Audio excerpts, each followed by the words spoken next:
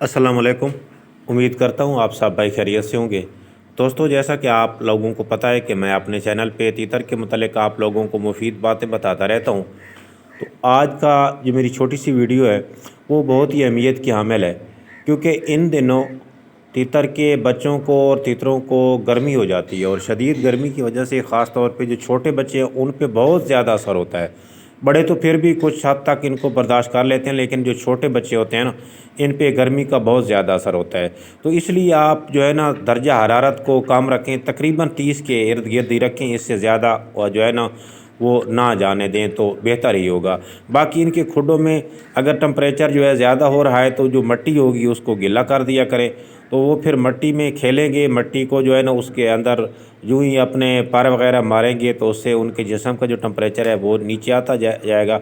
और बेहतर ये है कि आप अपने खुडे में कोई टेम्परेचर मीटर जो है वो ले लें, तो वो सेट कर दें ताकि आपको पता चलता रहे कि जो टेम्परेचर है वो क्या जा रहा है। क्योंकि इससे काफ़ी बच्चे जो है वो मरना शुरू हो जाते हैं, एक एक करके, दो दो करके। जिसको भी गर्मी की ज़्यादा जो है ना गर्मी ज़्यादा हो जाती है, इनको पेचस लग जाते हैं। और बीट के पीछे जो है ना इनके पेचस आपको चपके हुए बीट जो है वो चमटी हुई नज़र आएगी, और उसका जो दुम वाली जगह है उसके नीचे देखेंगे आपको तो वो बीट जो है वो खुश्क हो चुकी होगी।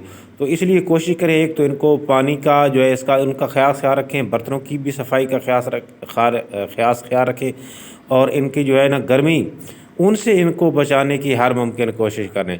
वरना यूँ ही ये वायरस सा एक बन जाता है, समझो वायरस टाइप, तो ये जब शुरू हो जाता है तो वो फिर आहिस्ता आहिस्ता एक एक दो दो तीन तीन करके ना इससे फिर बच्चे जो है ना वो मरना शुरू हो जाते हैं।